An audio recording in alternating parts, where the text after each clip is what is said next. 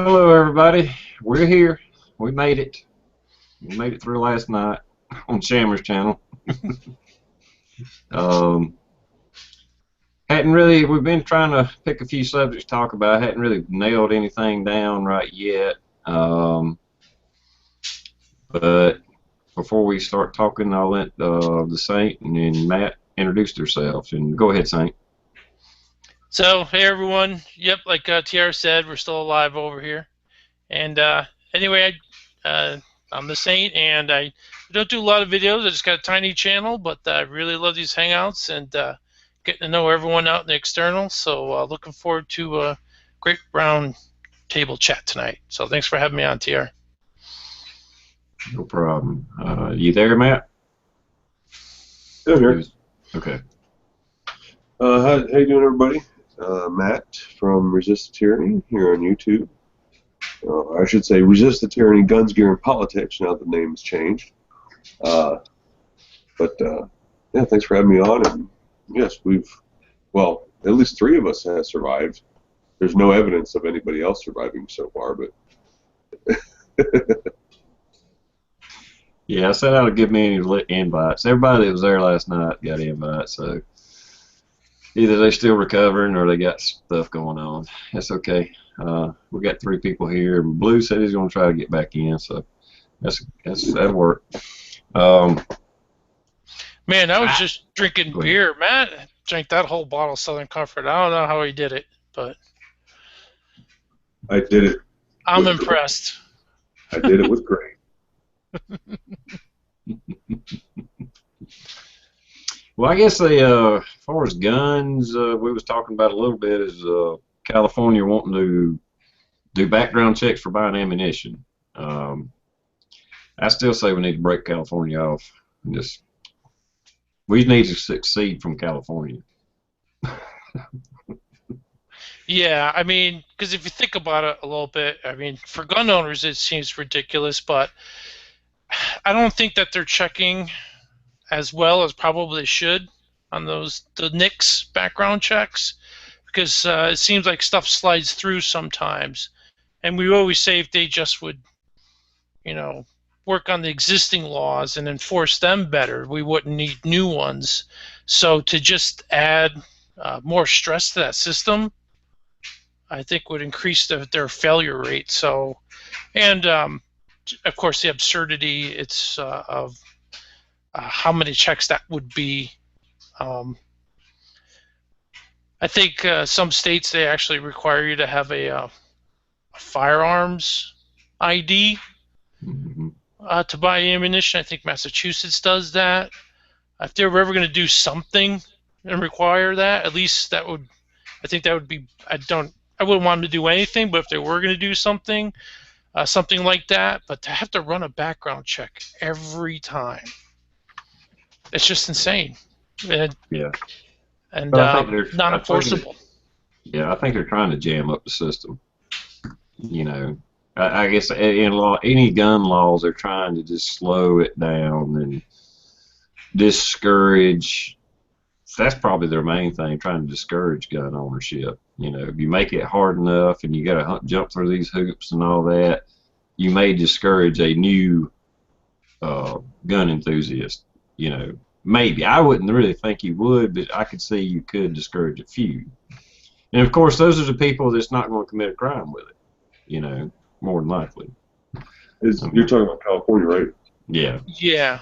Yeah, they're also trying to see, like right now, I believe California laws right now are you can own a 30 round magazine, but you can't purchase it in state, and it has to be of a certain year or something, maybe a pre-ban or something like that. But they're trying to outlaw all 30 round magazines now, where you have to turn them into an FFL, the police department, or go out of state and sell them. Yep, I've seen that too. That is part of it. You're right. And Nevada is trying to do the universal background check too for, private gun sales and things of that nature. That you have to go to an FFL in order to, you take your buddy to the FFL so he can do the background check so you can sell the gun. Yes, insane. It just don't make any sense. I mean, and they know it don't make any sense. I mean, there's probably a few politicians that actually believe the bullshit that's coming out of their mouth just because they had no, they're just ignorant of the subject and they're just going by what people tell them. But what still amazes me, I don't know why it amazes me, but it does, is the general public just goes along with, and they do it with everything, but just goes along with, you know, like when they want to bring up assault weapons or 30-round mags, and it's like, these mass shootings have been going on, don't even involve that. They wasn't even using that. What the hell are you talking about? They was using pistols. Maybe not every time, but most of the time, you know. Yeah. The other thing, so you're right about the people there, because all you have to do is watch one of those Mark Dice videos, and you can get a good gist of the type of progressives that are out there. But you can tell that they're not quite sure exactly what they're doing as well, because you can order online still in California without a background check, even if they passed it. So they're just not thinking the thing all the way through.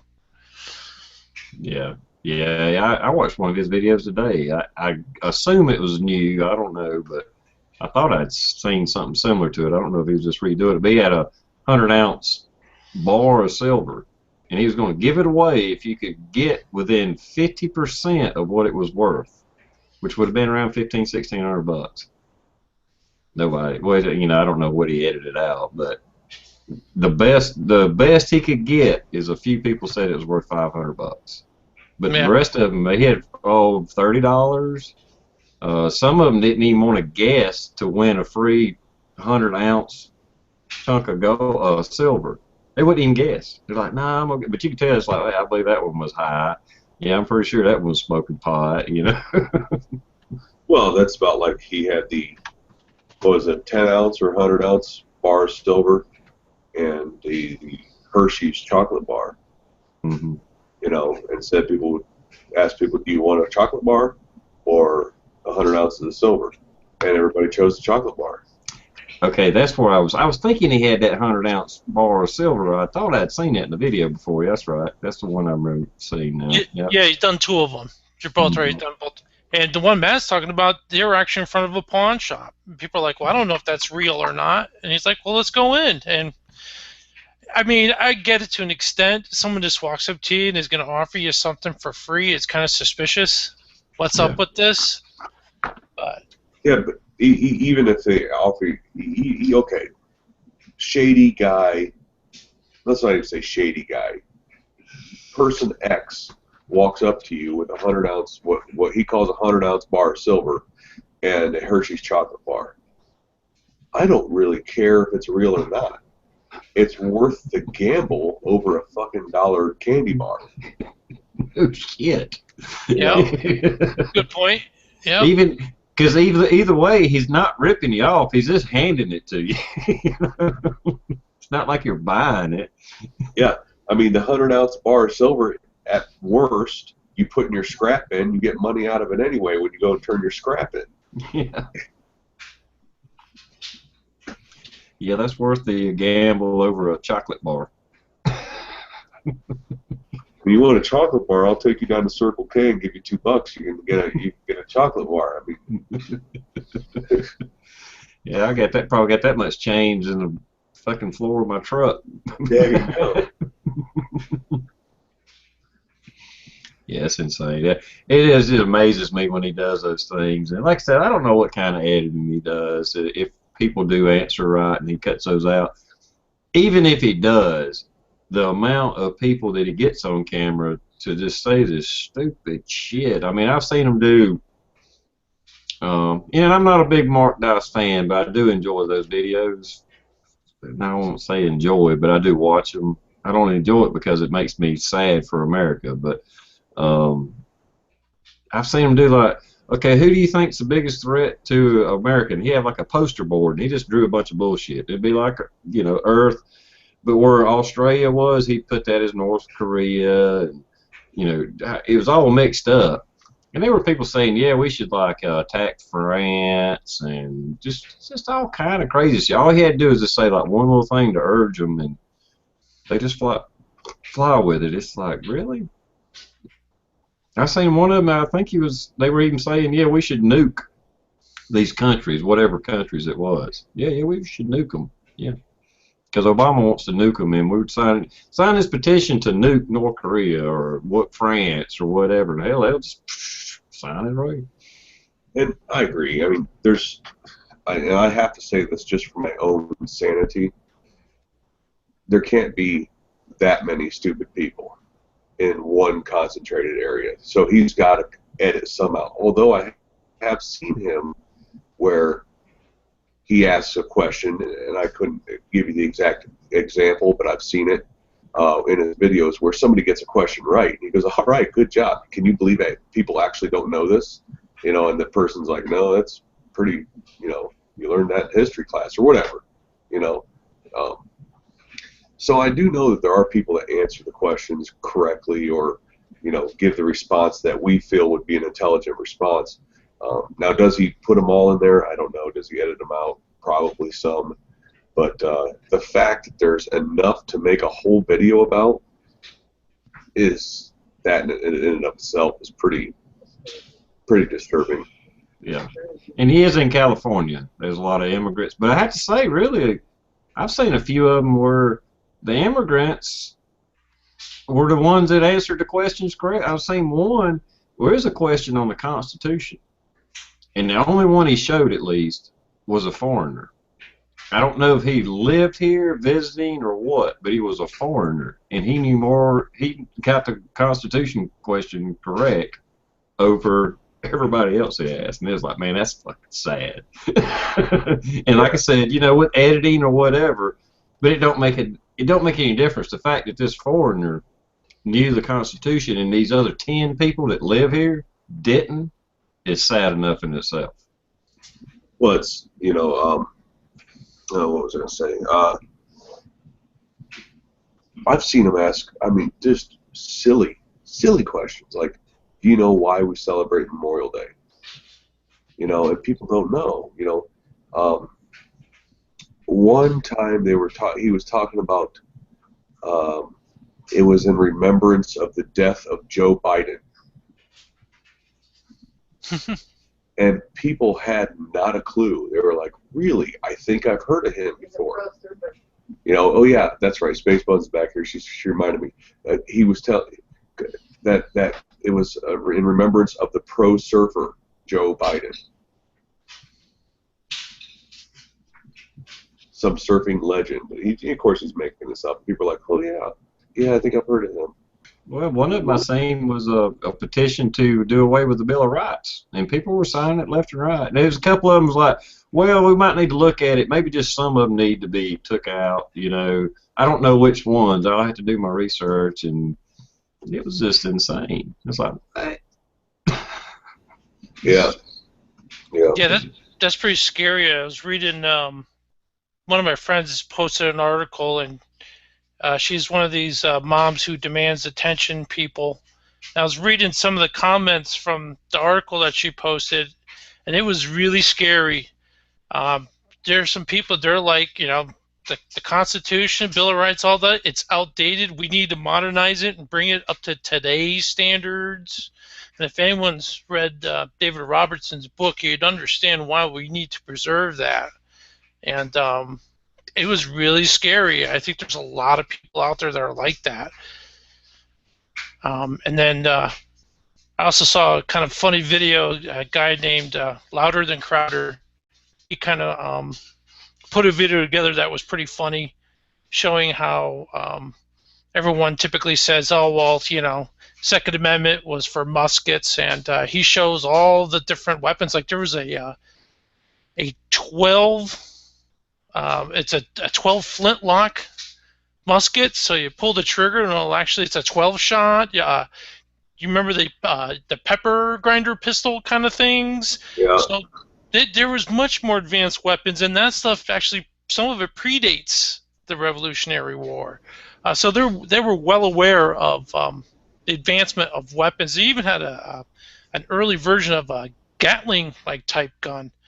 So they knew about this, but it just goes to show you what do they call that? Where people, everyone just regurgitates what they hear and don't think for themselves. Sometimes it's discouraging. And then the ones who are thinking, some of them are like, they just want to change everything and get rid of it. But I do that just to kind of keep an eye on the opposition and see what people are saying, because it's scary out there sometimes. Well, there's a couple things. First of all, you need to tell those people, look at the Federalist Papers, look at the anti-Federalist Papers. Those are where you can find the thoughts of our founders and where they were coming from when they wrote the Constitution. Nowhere do they specify muskets. They talk about rifles, they talk about arms, but they don't specify muskets. Second of all, for the people that say they were talking about weapons of the day, weapons that they had back then, my answer to those people is, so you're fine with me owning a cannon. You're fine with me owning a catapult that I fling dead bodies, over your fence as a form of biological warfare. You're fine with tar and feathering. You're fine with, a mace ball, me carrying around a mace and things of that nature. And people are always like, no, that's ridiculous. Oh, well, welcome to my world talking to you. Yeah, absolutely. I mean, a lot of those cannons and shit, they wouldn't, it's not like we had they were people that actually owned those things before the shit hit the fan and the revolution started. It's not like all of a sudden they say, oh yeah, to fire up the fucking assembly line, and we just pump out some fucking cannons. I mean, people actually owned them already. From fighting Indian wars and this and that and other, whatever it was, the reason they had them. But after the revolution was over with, they backed those fucking cannons back in their damn barn. I mean, like I said, we had cannons. And they never, still to this day, you can own a cannon actually. But it is limited. But I don't know exactly all the laws about it. But yeah, you can own cannons. There's actually a lot of places have laws against firing cannons because of the size of the projectile and all that. And if they're home built and so on. I mean, there's a number of things that go into it. But yeah, cannons can still be bought and sold. But when you tell these people that talk about, they were talking, the founders were talking about weapons of the day, and you bring up cannons, you bring up, things of that nature, they just look at you like you're stupid, like it's the most ridiculous thing they've ever heard. Like, but that's what you're saying. That's what you're telling me. You're telling me, or is it just muskets? Is it, I mean, you got to make up your mind of what you think it means. It either means weapons of the day, just muskets, or TR, like you said, and like the founders have made it clear, that they understand weapons technology and that advances over time. These people had great leaps and advances in just their lifetime. There was advances in weapons technology just during the Revolutionary War, much less in their entire lifespan.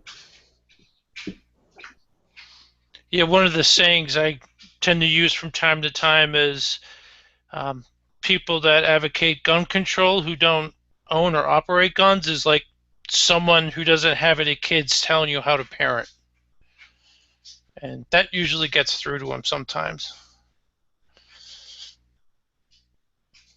Well, that's a good point.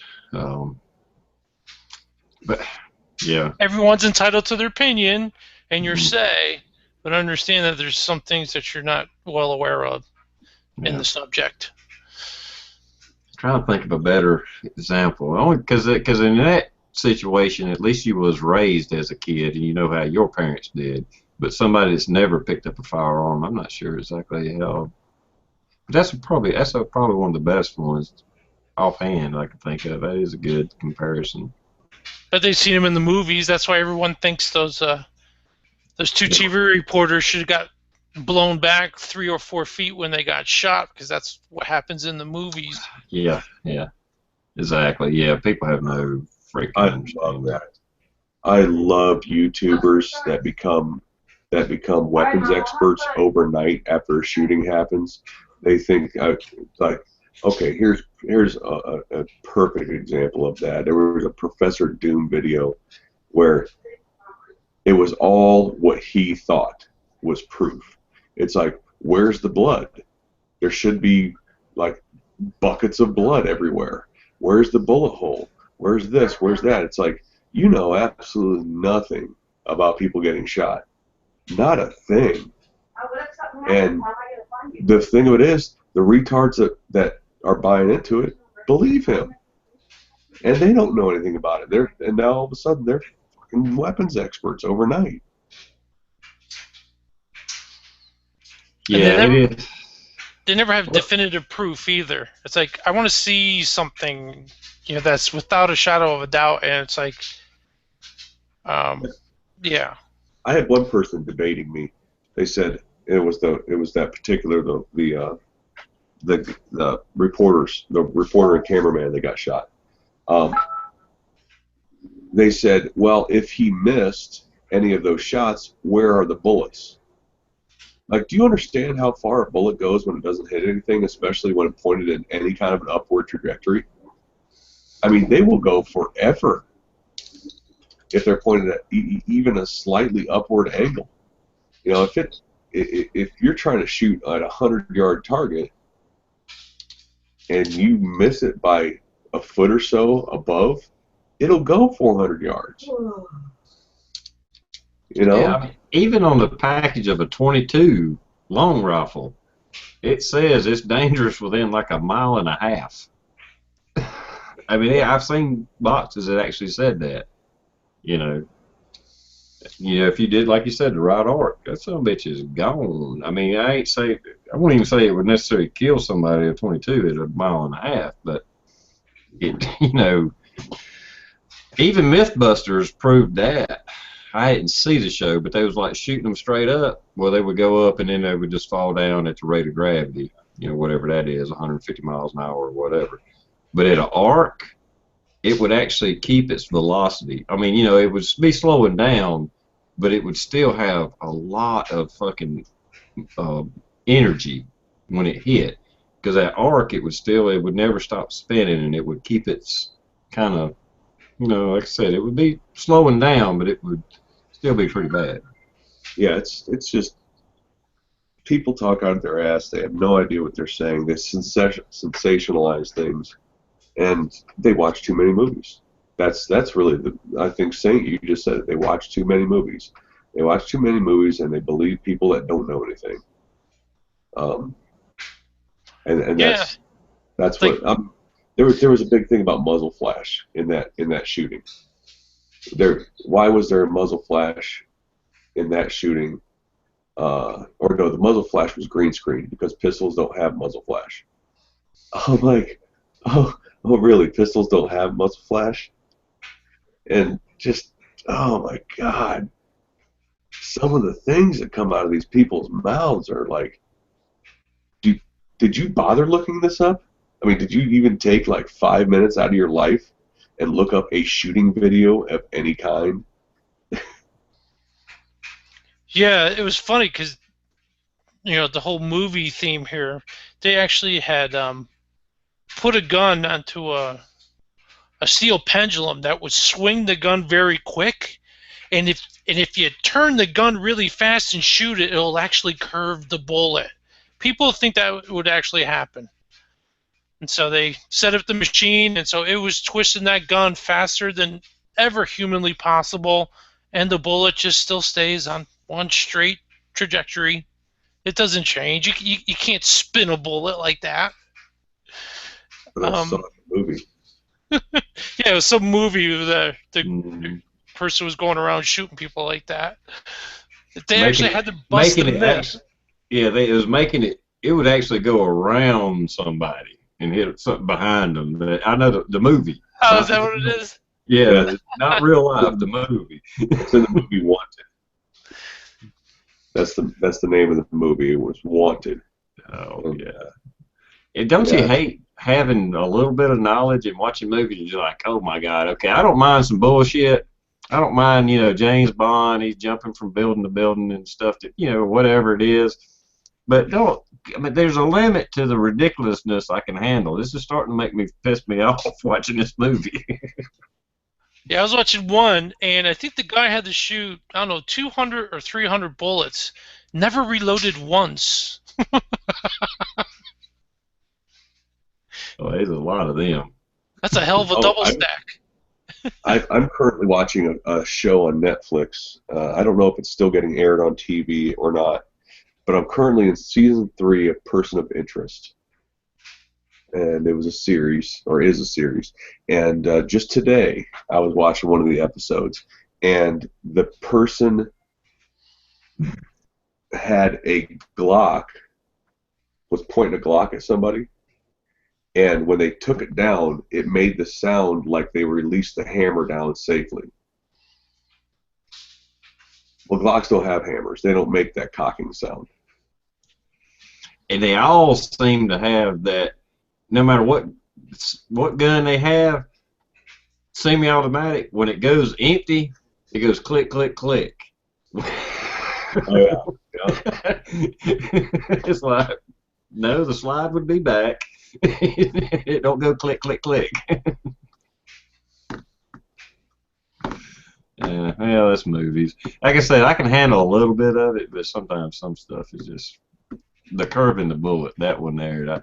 I actually did watch that whole movie, but it was still like, it just, my gut kind of got a bad feeling in it every time I saw him do that. I was like, shit. Now people are going to believe this shit. Didn't the military have something designed where it's a bullet that would actually not take a straight trajectory? It'd actually spin and turn and come back, so it could go around stuff. I thought I saw something. It's like a heat seeker or something kind of deal. I don't know what it was. It was a couple of years ago, but they were trying to develop some kind of weird bullet like that.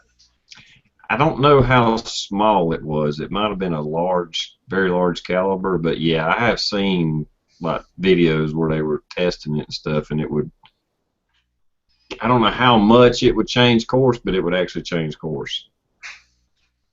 But I'm sure it wasn't like a 9mm or something. It was something bigger than that, where it was more like shooting a little missile. Probably is about the only way I could see it could do that. Have fins and shit on it, Yeah. I mean, it may only be this big, like a 50 cal or something, but.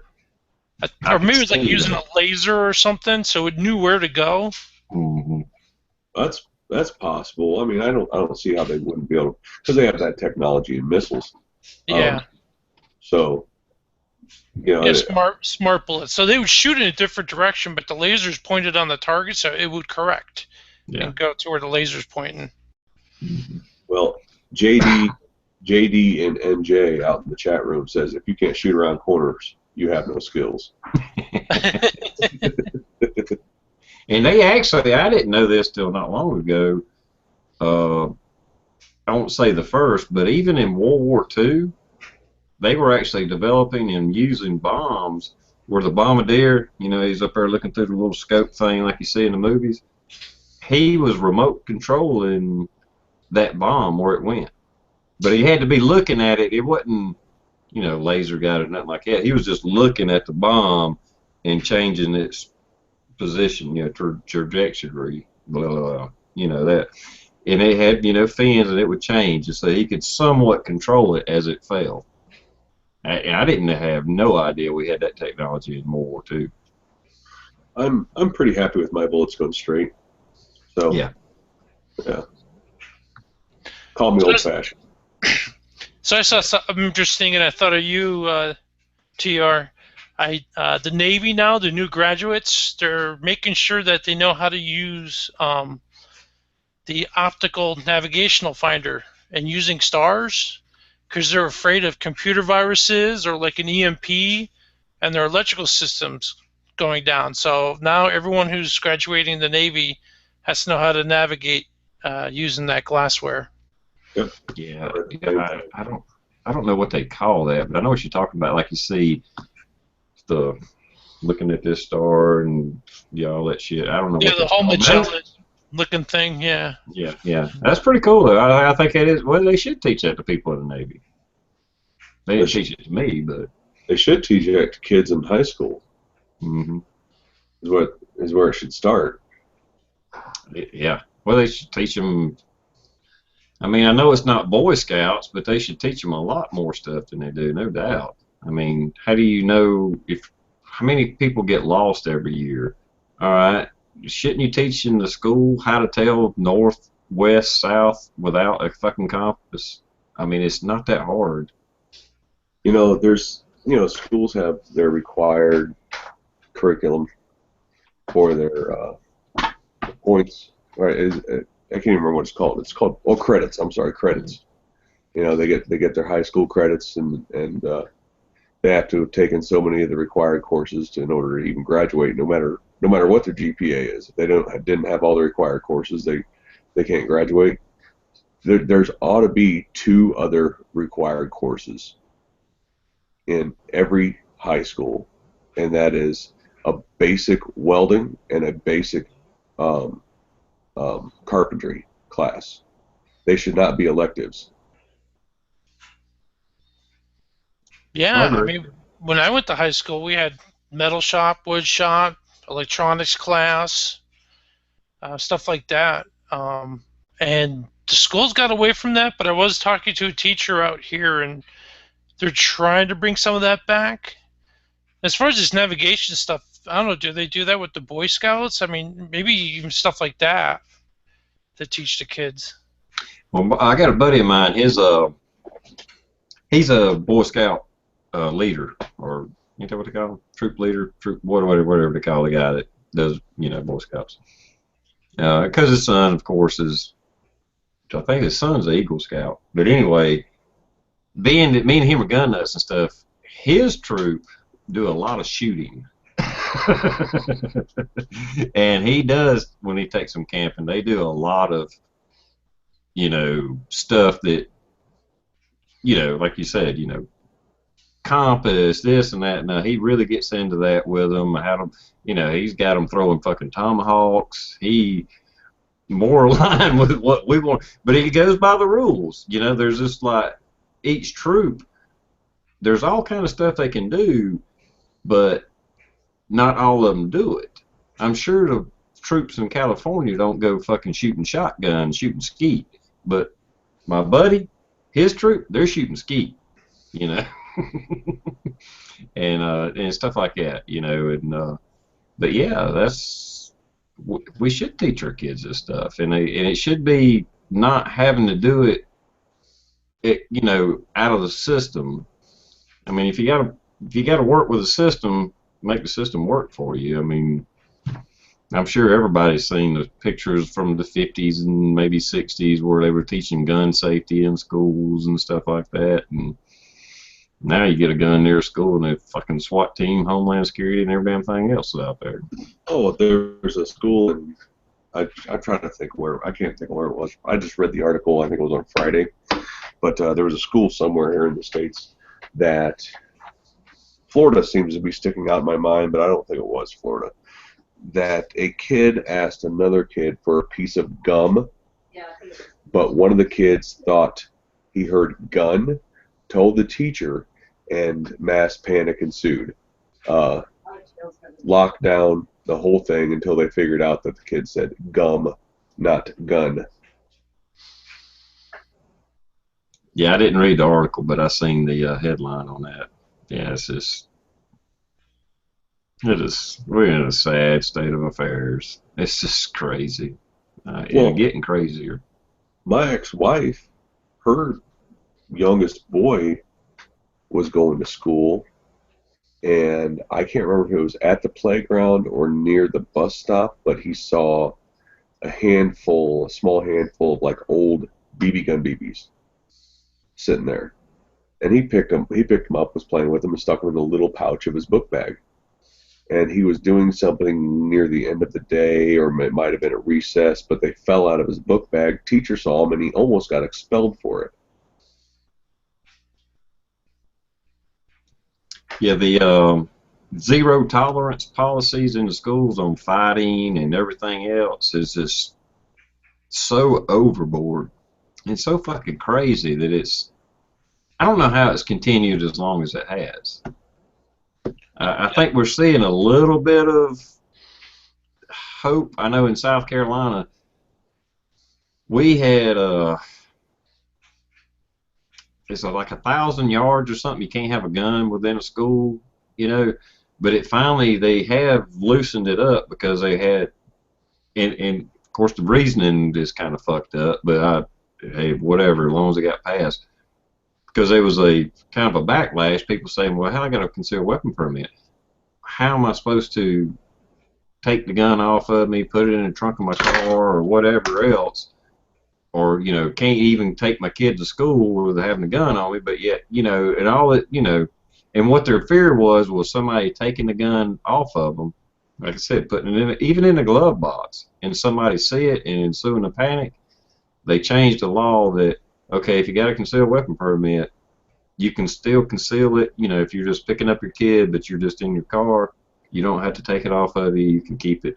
So I mean, there's like little bitty steps we're making. And of course I've heard of colleges starting to allow people to carry on campus too. So, well, Florida came up with the Pop-Tart law. It's a law in the state of Florida, the Pop-Tart law, and it stems from that kid who got expelled or suspended or whatever for supposedly chewing his Pop-Tart into the shape of a gun. No. And yes, I did a video about it a while back when it first passed. And this law basically, why they even had to write a law for it instead of just like saying it, I don't know. But basically, the law says if you're like playing cowboys and Indians on the playground and you like hold your hand in the shape of a gun, you're not going to get expelled. If you draw one on a piece of paper, if some of the ridiculous things. Basically, if you're not letting a kid be a kid, you're an idiot. Is basically what it amounts to. But as far as carrying guns on school campus, I know at least it may still be like this. But in Ohio, yes, you can conceal carry if you're dropping your kid off and all that stuff. Blah blah blah. But I also believe you can carry inside of a school as long as it's not posted. That because not all schools have it posted that there's no guns allowed. It's assumed. Yeah, like I said, we're making little steps. I mean, some states are going backwards and some states are going forward with it. Just like Maine passed the constitutional carry, or I don't know if that's what they call it, but basically you can carry a gun without a permit. So I guess you'd call it constitutional carry. But and like I said, there's some colleges starting to consider, and some that has, because I seen some story because some professor quit, and they made some headline because he was worried that one of the students might shoot him if he got a bad grade. It's like,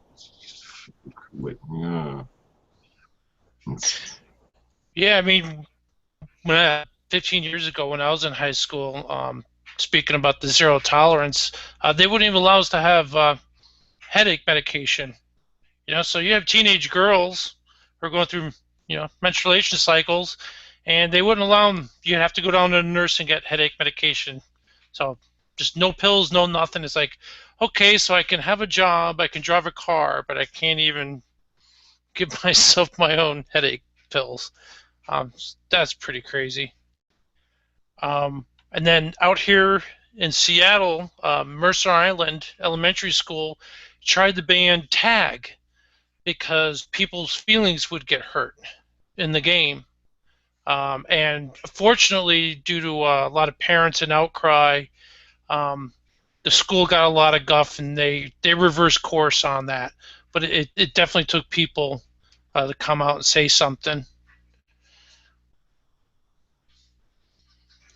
I remember in middle school, which I'm 47, so this was early 80s. We played murder ball. That's what it was called in PE.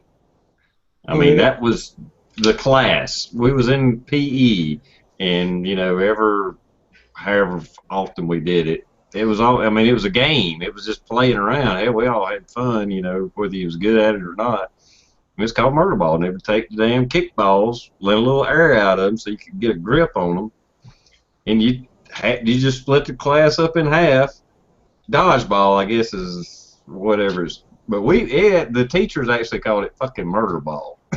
And it's like the movie Dodgeball or whatever with Will Ferrell. It's just fucking swing a ball and hit somebody upside the fucking head. And okay, you're out.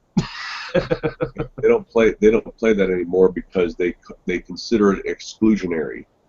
If one kid is always the first one out, it's because you're picking on him. So they don't play dodgeball in a lot of schools anymore. Wow. Yeah, I had archery in my gym class in high school. And we played dodgeball as well. And look, I grew up just fine. Well, yeah, I'll go ahead and show it. I bought one of Matt's t-shirts, so I hope everybody can see this. If you're easily offended, just blame your parents because they raised a pussy. That's right.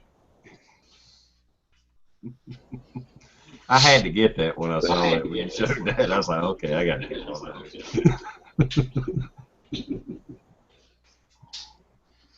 those. Somebody out in the chat room mentioned earlier about homeschooling. There's a way to get around all this. That's homeschooling, and I agree to a point.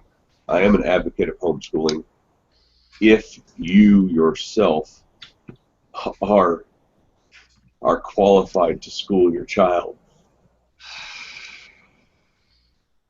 Because I have met people who do homeschooling. It's like, oh yeah, I keep my kid home and homeschool him. I look at these people and go, really? You're allowed to even be alone with a child? I wouldn't. Yeah, you're not exactly what I would call an intelligent person, and now you're teaching another human being educational stuff. Yeah. Well, I know here to homeschool, and I don't know that much about it, just what little bit I've heard, because I do know somebody that did homeschool for a while.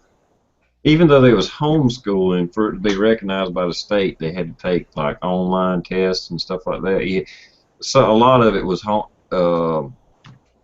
through online, so they could still fail and stuff. So, but I don't know what it's like for every state, So I can't speak a lot about that. But I do. I'm like you. If I had kids, I would try to homeschool them if I could. But yeah, there's a lot of people out there.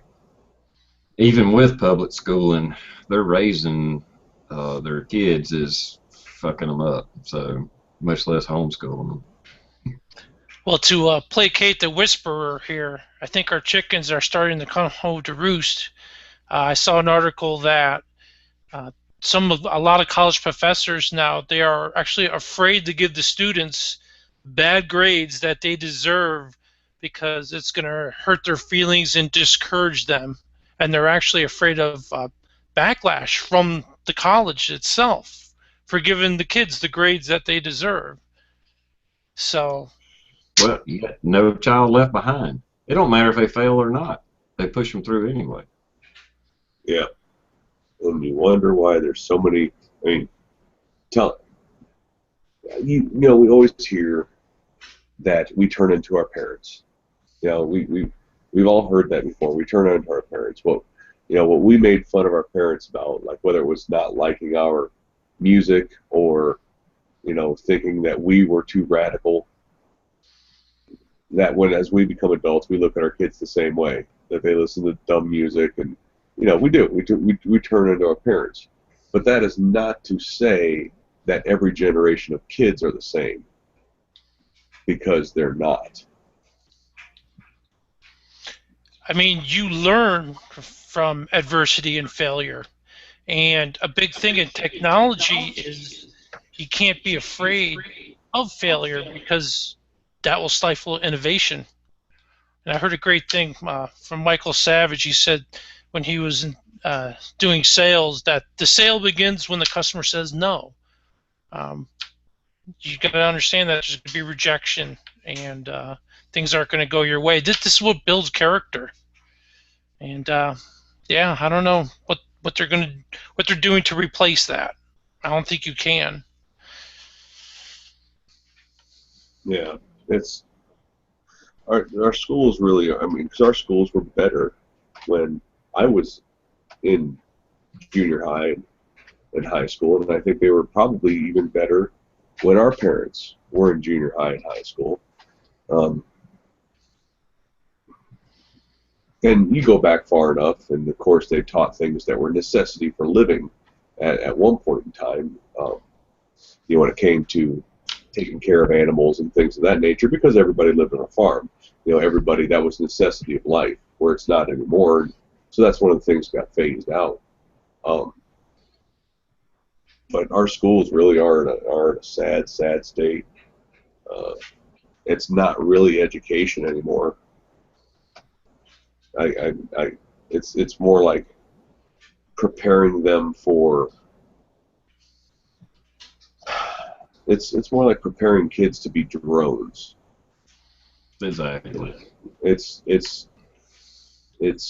speak when you're told you're allowed to speak. It's go to the bathroom at certain times. It's you know, it's all those things. Well, I don't know how Almost the, like children. I don't know how it is where y'all are at, but like here, there's a cop at about every school, elementary, middle, high school. I'm not saying they're there every time, but every time I rode by a school, there's a cop car there, and they got a cop there. And I understand it. There, you know, the concerns with the school shootings and stuff like that. I understand it as far as that, but at the same time, you've seen so many videos where these cops, every time there's a fight, you know, the cops slamming the kid down on the ground and these kind of things. I think we're brainwashing the kids not only on the educational level the wrong way, but we're teaching them to blindly obey and brainwashing them to this authoritarian state that we have become and are becoming. And I don't like cops in the schools. I don't think they need to be there because that's teaching the wrong fucking message. It is. I think you're right, but I do believe that our schools need some sort of resource officers there. If the teachers aren't going to, because like I don't know about here, but I know in Ohio there's teachers starting to carry in school, you know, concealed carry. But if they aren't going to allow the teachers to conceal carry, I do think they're because I think generations are different when it comes to kids. I think the kids nowadays are more unruly than when I was a kid and when my parents were kids. I mean, you do have kids. You know, it used to be when you took a pocket knife to school, that's because what you had in your pocket every day was your pocket knife. Now kids take pocket knives to school because they got bullied and they're going to stab a motherfucker. You know, you got kids taking drugs to school, which I know the pro-drug crowd is going to shit on me for it, but I'm sorry, but no, your kid shouldn't be smoking dope in the middle of class. You know? Yeah. You're a lot of good points, and I understand it. That's why I'm kind of conflicted on it. But the main reason, but like you said, with teachers being able to carry guns or stuff, or maybe even having some type of security there, but it's just not in uniform. That's the biggest problem I have with it.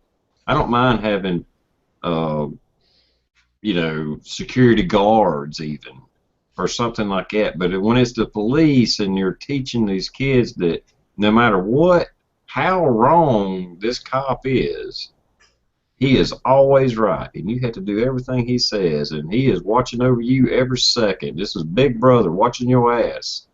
That's the part I don't like them. Not that they're saying it, but they're teaching it, you know, through indoctrination. If they had, I don't care, hell, they could be police officers just in plain clothes, or like I said, security guards or something like that. I understand having the security. Yeah. It's just the cop car outside with the blue lights on it and him walking around with his badge on.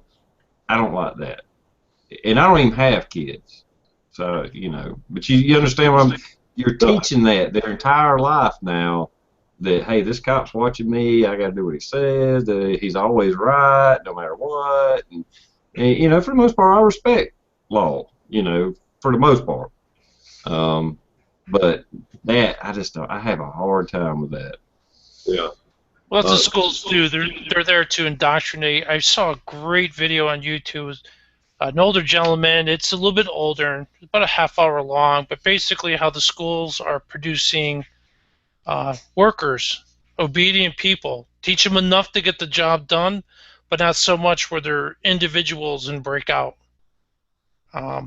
Even though they tell you that anybody can be president, it's not the way the school system is structured. And he really goes into detail and uses history and gives examples, and it was quite an eye opener. I wish I remembered the name of the guy. But just check it out if you can. But yeah, they're programming workers. We were even subject to that. It's been going on for about 40 years, 50 years now. Yeah, yeah, I agree. Gear Grind made a comment that I wanted to touch on out in the chat room. Let me scroll back to it. Gear Grind 19 says the resource officer shouldn't be involved unless there's a threat to the students. Two kids fighting isn't a threat to the students. I agree. What we have in schools today is one kid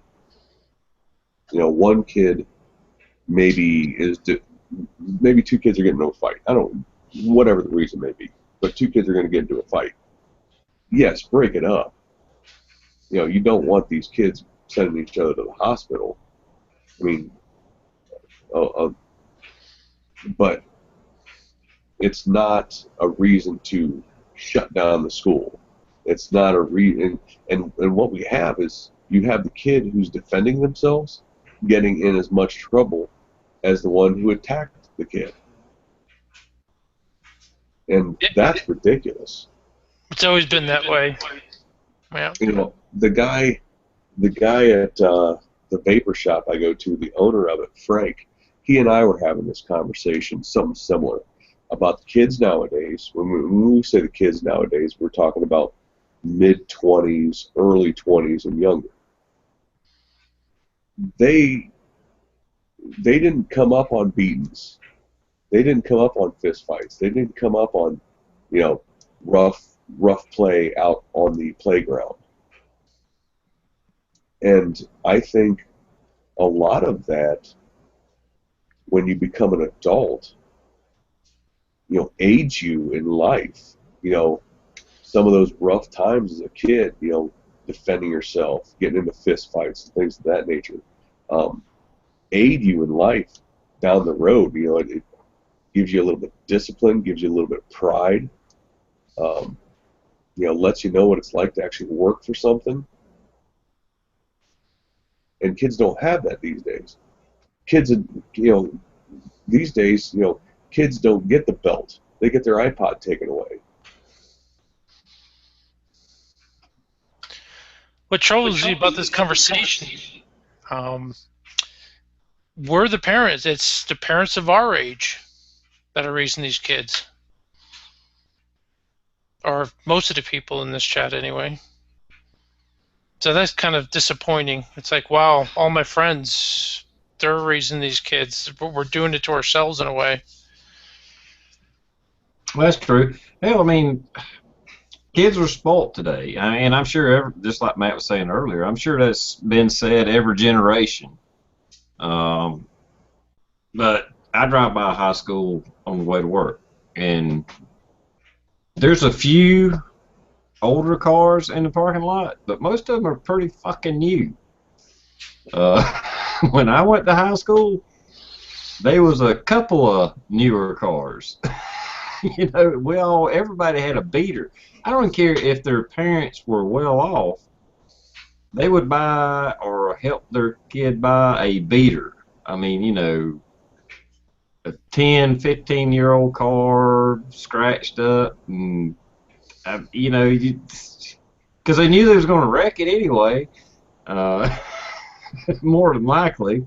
Well, it's gotten worse because these kids are on their parents' insurance plans to 26. These parents go to the college and talk to the professors about the grades their kids are getting. So it's even beyond high school, which is the scary part for me. Well, it's a me generation. They want it now, a now generation. They want it now, now, now. They don't want to earn anything. I'm sure it's not 100%, but over what we grew up, most of us, I had a job at 15. You know, I mean, I actually worked before that for my dad, but I mean, as soon as I was legally able to work, I think it was 15. If your parents signed, you could work, you know, a part-time job. So I started at that back then in the 80s. I was a bag boy, and you carried everybody's groceries out to the car and put them in the car for them. And I was doing that at 15 for gas money, tires, all that shit, you know. And the kids now, they just, I want a car, Daddy. Where's my car at? And a lot of them have never had a job until they graduate college. Sorry. And not to eat the can over there. It might have been left over from last night. But anyway, but I mean, there's kids out there that haven't. I ain't saying all kids. I'm just saying a lot of them don't get a job in high school. They don't get a job when they're in college. You know, that responsibility, and I don't know. It's just a different generation. I don't know. Well, my oldest boy, well, actually, Space Buns has made the comment to me a couple times that she's kind of surprised how well my kids listen to me.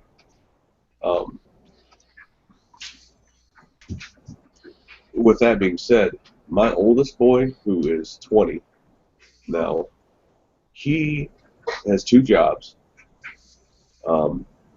He's had either a part-time or full-time job since he was 15. He started out mowing. He started out working part-time in the evenings and weekends at a golf course, mowing and doing some groundskeeping stuff, cleaning golf carts and things of that nature, and worked and did all kinds of yard work for my folks.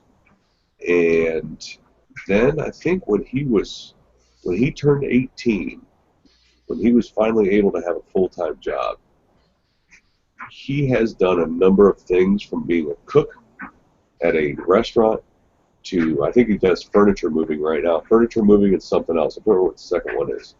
But he's a worker. He is a little worker bee, and he's very respectful. And I'm damn happy about that, because he's not one of those punk kids out there. That's awesome. Of that same age group. He's not one of those punk kids.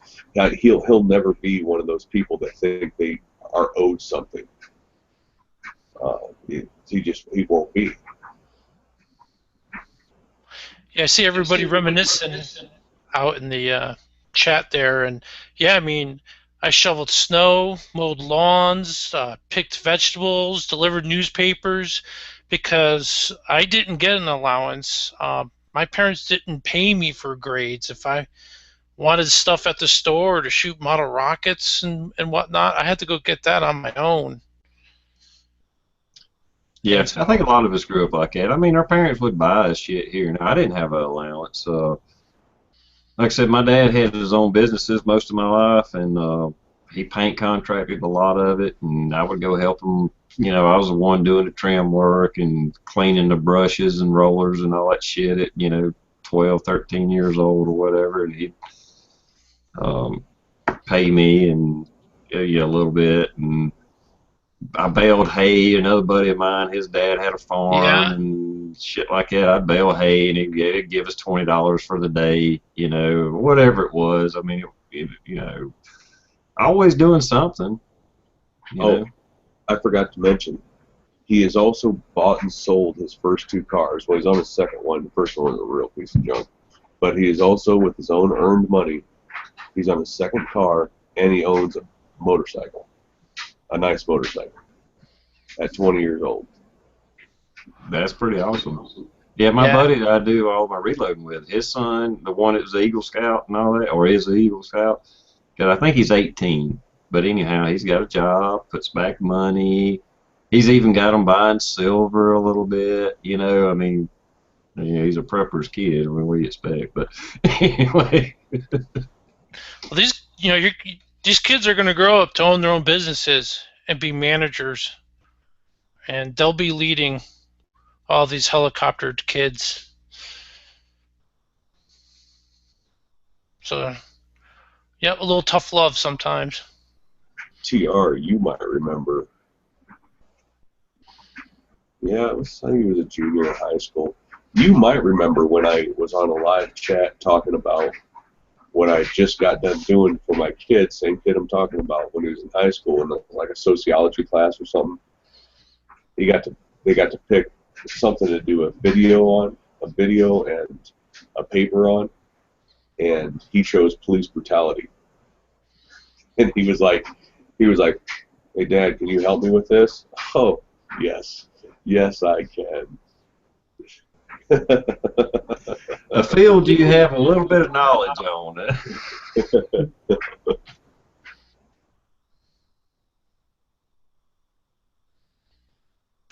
That's pretty cool. Yeah, I mean there is a lot of kids out there that are not like what we're talking about, and by no means that nobody's accused us of it that I've seen, at least in the comments, that we're accusing their kids of being that way, because there are good kids. I mean, anybody in the comment section or on this chat, I'm pretty sure is not raising the kids we're talking about. Yeah. I remember. Well, my mom would kick us out of the house in the summer, and you didn't come back till the streetlights came on and it was dinner time. And boy, you better be back home on time or you were in big trouble. But you were on your own all day, and I remember that. It was actually a little frightening at first because I had to go out into my neighborhood and find kids and make friends, and that was part of my social development. So I don't know how the kids are doing that today. They don't. They're in the room playing fucking video games. Yeah, that's the way it was. Well, it's not even so much that their parents kicked us out of the house. We wanted out of the house because we didn't have the video game. I mean, I have to admit, later on in my later teenage years, I had Atari and then whatever, something else. But anyways, I still, I played video games as a kid, but I was more, as a young teenager especially, or, and around that age, young, I was on my bicycle. Well, I was gone. I couldn't wait to get up on the weekend, and like you said, Saturday or summertime, he's gone every day. But during school, Saturday and Sunday, shit, my ass was gone. Your parents had no way of knowing where the fuck you was at, and really didn't give a shit unless you didn't come back. Yeah, you're right. It was a different time. Yeah, I'm not saying they didn't care. They just didn't worry about you. Be back by the time streetlights come on. Yeah. I think parents watched out for each other's kids as well a little bit too, because I remember parents in the neighborhood yelling at me and sending me home. And I think if someone did that today to kids, they would get arrested for child assault or something just by yelling at them. Oh yeah. Oh yeah. There was back in the day, you'd get smacked by your buddy's dad or mom because you and your buddy did something stupid. Yeah. It's a different time. Yeah, you could get paddled or whipped by your fucking neighbor's parents. Didn't you get home and they done called your parents, and then you get your ass whipped again? Yeah. No, that was back in the day. If you snuck out of the house, this happened to me more than once. If you snuck out of the house, as long as you weren't doing anything really bad, the cops would catch you and take you home. It would wake your parents up and take you home. Today, they'll probably tase you, if they don't shoot you. But it was, like you guys said, it was a different day. And we survived. We all survived what we're talking about. And I mean, I don't know about you guys, but you know, I don't feel like I'm owed anything. I don't have any hard feelings towards anybody that doesn't deserve them. You know, from childhood years, I don't feel like I was excluded from the cool kids because I got hit with a dodgeball. I certainly survived having a pocket knife in high school. You know, used to draw. I've always been into guns. Used to draw guns and stuff in school all the time. I certainly survived that. It's just a big pile of ridiculousness now. Yep, I know I've told this story before, but my buddy had a moped, which in the 80s for a kid to have a moped, hell, it was like well off, you know. I mean, don't get him wrong, he was redneck as hell. He's one of his parents on the fucking farm, so anyhow. And when we went squirrel hunting, like I said, 13, 14 years old, I'd be on the back of the moped riding bitch. Yeah, but you know, we didn't think nothing about it as kids, you know. Shotgun in this hand, fucking 22 in this hand. Riding through town, going to the fucking woods. Go fucking hell now, Homeland Security, helicopters, and everything else be out there. Oh yeah, it's, you know, like you guys, like we were talking about earlier. You know, when you just go outside and play.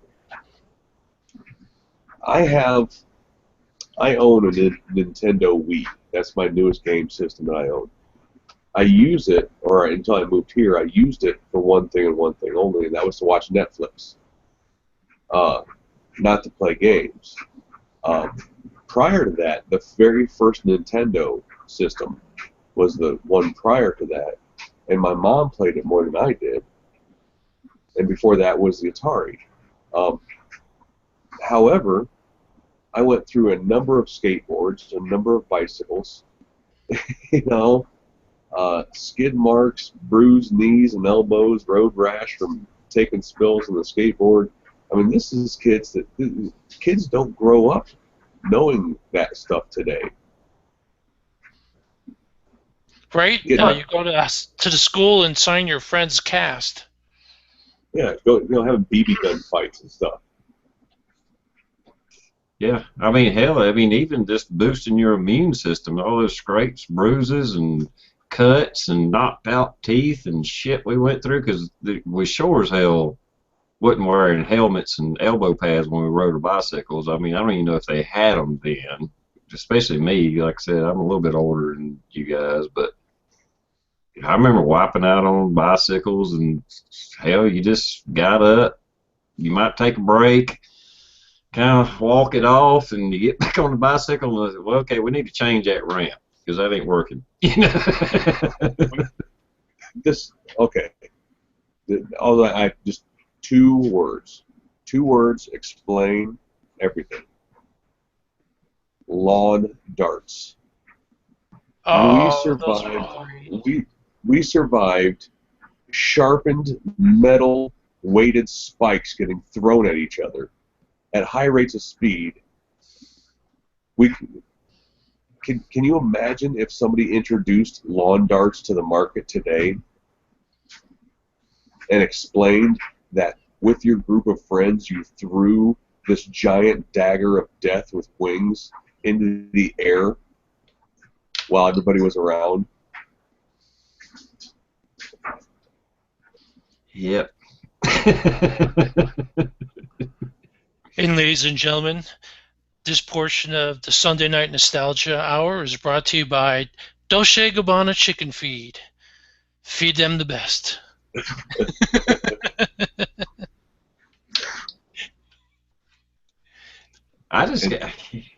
Yeah, I remember playing with those, Matt. We used to throw them as high as we could, and then everyone would just tear off in different directions because you just wanted to get away. We weren't even playing the game at that point. Oh, no, you never played the game how it was supposed to be played. Ever. Yeah, no, you put it up in the air and see who could be the bravest. I don't know if they had them. They maybe did. Did you ever have the or see or know about the they wasn't radio controlled airplanes, but they were these little airplanes. I mean, they were decent size with an actual gas motor, but you had a strings attached to it, and it would go out, 50, 20 foot, 50 foot, or whatever. And you had to crank it. You would have to actually spin it with your finger and crank it up. These little, I forget what they call these little motors, but anyhow, there's like little diesel motors. They didn't have really a spark plug. It had a glow plug. And you would just, turn around in a circle, and the way you controlled it was like twisting your hand, and it would actually work flaps on the plane.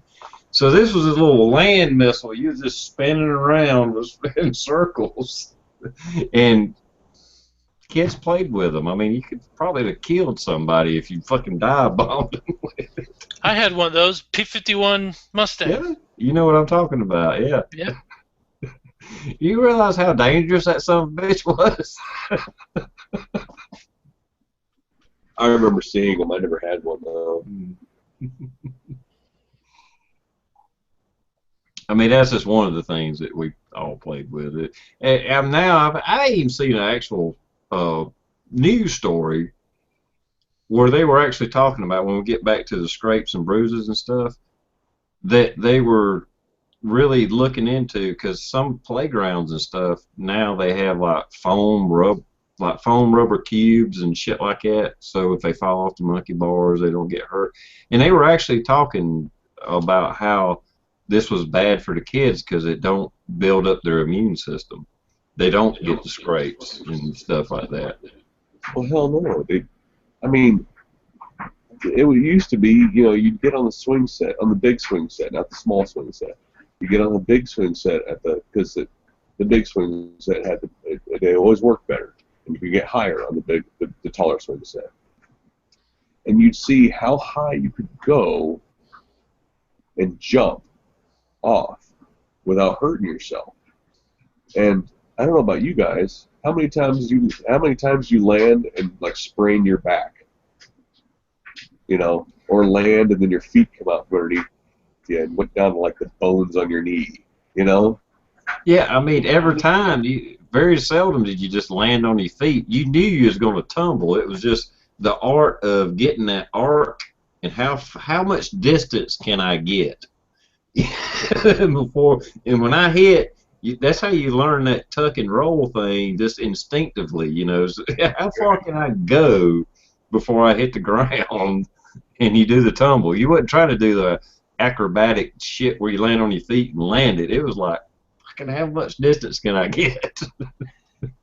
Yeah, I mean, I was single digits in elementary school, and we actually would play war on the jungle gym, shooting and killing each other, and I would purposely fall off because the girls would act as nurses and come in, so I wanted the girls to come over to me, so I would always make sure I'd fall down. That's awesome. But gee, that would be like so violent and sexist now. That is awesome. Can you imagine the outrage? No, there probably wouldn't be much outrage now I think about it. But can you imagine? Yeah, if you read in the paper about how little boy convinced little girls to be nurses, and they would totally twist it around. But that's exactly how it worked today. Yeah, no, the girls liked it. They were playing with us, and they enjoyed it. They're playing right along. And a couple years later, see what they was doing is they was preparing to play doctor. That was high school. Yeah, exactly. Yeah. And then, as adults, they dress as sexy nurses for Halloween. But somehow we're in the wrong. What the fuck? Right.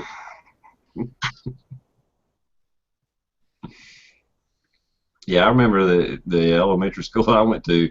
Yeah, definitely. I mean, all the jungle gym shit they had out there, the monkey bars and I don't know if it was kind of like a dome of bars, you know, that you Yeah. go through and in and out and all that. And if you slip and fell, I mean, your head was banging off the fucking metal bar as you was going down and shit. It taught you, what would that be? You know, hand-eye coordination and all that kind of shit. And on the monkey bars, and as a kid, probably now I could walk up to it and just grab it. But as a, you know, fucking elementary school, it seemed like a long drop. So when you got really brave, you'd get up on top of the monkey bars and walk across it and shit like that. You know, it seemed like a 20-foot drop. I know it wasn't, but you know, it was more than the height of you anyway. Well, it made you resilient. That's what it did. It made us all resilient. Falling off the monkey bars, playing chicken on the monkey bars, you know, kicking your buddy off of it. You know, falling off the Dome of Death, you know, the Thunderdome. I know exactly what you're talking about, TR. I used to love playing on that thing. You know, all these bumps, bruises, scars, playing with metal slinkies, you know, the toy that is Constantina wire. It made you resilient. It made you, it did. The more you got hurt, the better off you were later down the road. Yeah, one way or another. Like I said, it would build up your immune system to things, or it made you better athletically. I mean, I'm not saying just because you could do the monkey bars, all of a sudden you're going to be a track star or anything like that. But it was that hand-eye coordination. What can I do? What can I can't not do? Just all those. I mean, that's why that shit was out there. I mean, it was really just play on, but it taught us a lot of things that, you know, how to figure shit out. And, you know, what, like I say, if you take away that threat to where I can't get hurt, no matter what I do, I can't get hurt, that's not a good lesson for a child. And I don't like parents that raise their child in a shell where they don't let them get exposed to any bullies. And not that I'm saying bullies are good, but you know what I'm saying. I mean, if they don't have any experiences of how to deal with life, then they turn 18, you turn them loose to the world, they ain't got a fucking clue what to do, how to do it, or anything else. Yeah. Yeah, no, you're totally right, man. They live in a bubble. Kids are wrapped in bubble wrap these days. They really are. Do they still play tetherball? Because that thing could hang you. Probably not. It's probably, I don't know. It's probably racist or something. I don't know. Yeah, it's not fair to all the other balls on the playground.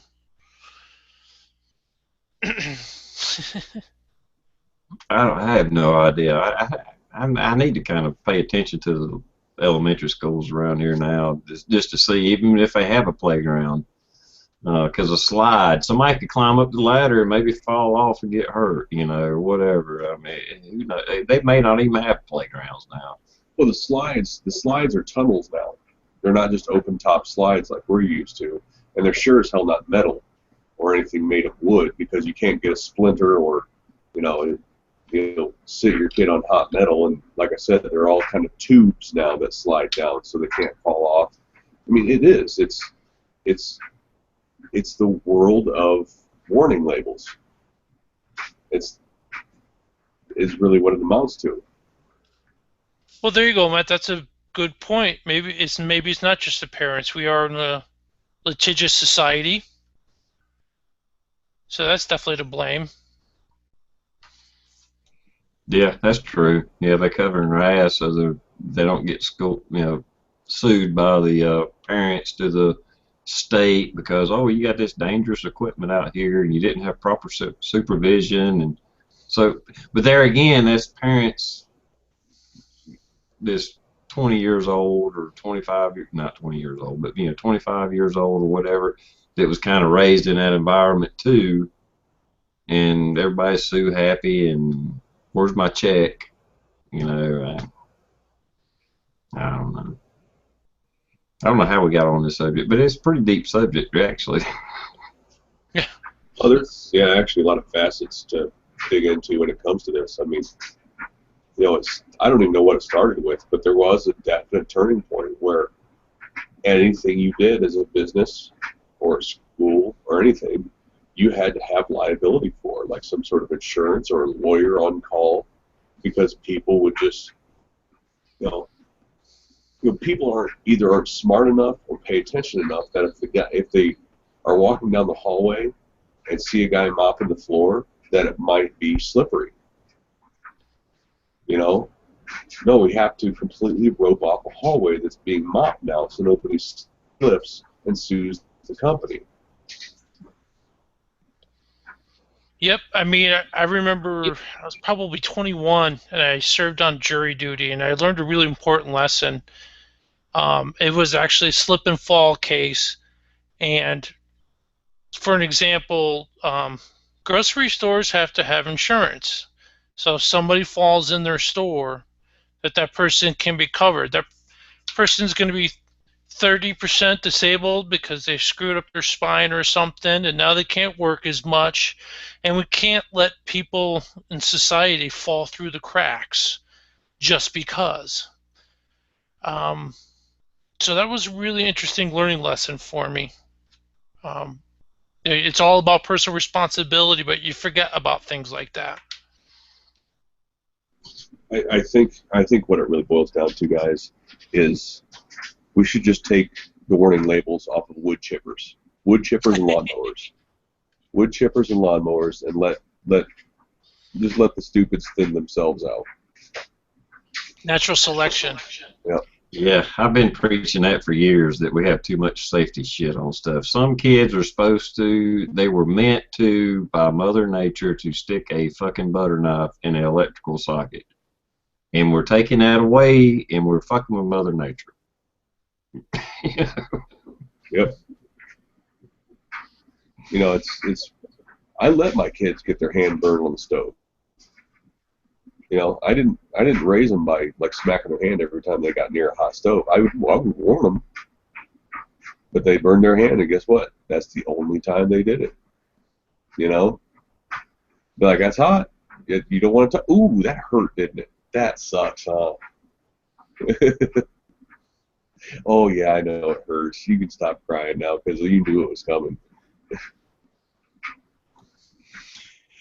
Yeah, absolutely. Absolutely. I mean, you got to let your kids get. I mean, there again, here, I don't have kids, but just by the way I was raised, my dad didn't, like you say, Matt, he would warn me, and if I attempted what he warned me and then I got hurt, he would take care of me and, whatever, but at the same time, in his way, he, called me, I fucking told you not to do that. And he might even whoop my ass because I got hurt, what I mean?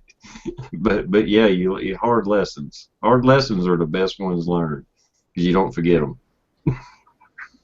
The decline of civilization started with directions on a shampoo bottle.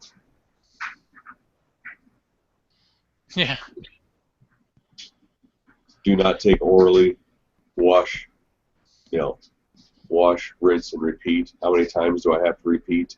I mean, it's just, yeah. That's funny. Well, to shift gears a little bit, guys, if you don't mind. So,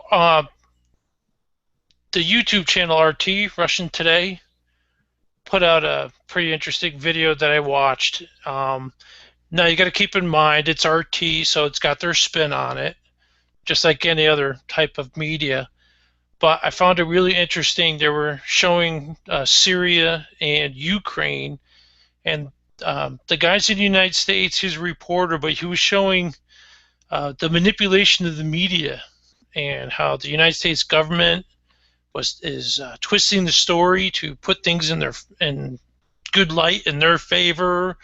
I can't remember the name of the organization, but they're showing the neo-Nazi fascists that were brought in to Kiev during the initial overthrow, and it was just really interesting. But when I was watching it, I was like, wow, I see a lot of this on the chats that I'm on, and now it's starting to play out in the media, and we're even starting to see it in some United States media, kind of the double talk with Syria, how we say we don't want to be Al Qaeda's air force, but we keep on giving them arms and stuff. I think people are finally starting to see the double talk, but the other side of that coin is 2 seconds later they forget about it and they're on to something else because we all know that people don't have a very long attention span. I'm just curious if anyone else had saw that, what your thoughts on the possibility of stories actually starting to get covered now in mainstream media about the economy and the wars. Well, a prime example, just what you're talking about. In our break room at work, they got little big screen TV, a big screen TV, and it's on Fox News, the 24-hour Fox News, and they were talking about how bad Assad was in Syria and how he had gassed his own people. And months earlier, it came out that it was the what do they call it, Free Syrian Army or something like that were funding. Yeah, it didn't have the same chemical signature as Assad's gas. Yeah, it was our gas. It was our gas that we gave them, or somehow they got a hold. Anyhow, but it turned out the Free Syrian Army was the one that used the gas. That's already been established. United the Nations and all that even agreed with it. Come out, yeah, it was a Free Syrian Army that was using gas. Months ago they did that. Just in the past couple of weeks, they brought it up on Fox News. Yes, Assad is killing his own people. He's so bad to his own people. He even gassed his own people. And I seen it. I think I was like buying a Coke out of the Coke machine, and I was like, wait a minute. Even you guys said that it was a fucking Free Syrian Army that used this, but it's been months later, so you figure everybody's done forgot about it. You spin it out again. Oh, Assad's such a bad guy. He gassed his own people. It's like, this has already been figured out that Assad didn't gas his own people. We did. We gassed his fucking people. Well, somebody did, but it wasn't their chemical signature from their stock, so somebody else did. When I say we, the people that are we funding and giving weapons and munitions and food, water, and all that shit to, and paying them, they used it. But we gave it to them, and they used it. So that's why I say we. I don't mean necessarily the American soldier did it. I'm just saying, if it's somebody we're funding and they use it, basically we done it, But do you remember like the old pictures of Rumsfeld with Saddam Hussein? And we were trying to fund them against Iran. Mm-hmm. And now you look back on it, and it's kind of embarrassing. I'm seeing the same exact stuff repeat now in Syria and Ukraine, but now it's McCain. Yeah, McCain. Well, hell, who was it with? Was it? It might have been Rumsfeld then. Rumsfeld. I don't know. Anyhow, somebody with Bin Laden. The Taliban was invited to the White House when Russia was fighting them. So Reagan had the Taliban and he called them freedom fighters.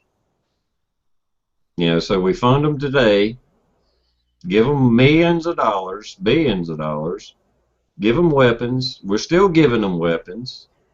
Not necessarily Taliban, but the Free Syrian, the moderate fucking rebels. It's fucking insane. And they've already admitted that we're giving money to ISIS. ISIS is fighting Yemen. And whose side are we on in Yemen? Frickin' ISIS. The whole fucking thing in Syria. We started that. We funded it. And it's already been proven that, we give this money and these weapons to these Free Syrian Army. Oh yeah, they flip-flop. They went to ISIS. But we still give money and fucking arms to this Free Syrian Army who would keep flipping it over and giving it to ISIS. It was the rebels we were giving the stuff to. Yeah, the rebels. The rebels. The Free Syrian Army are Assad's guys. Okay.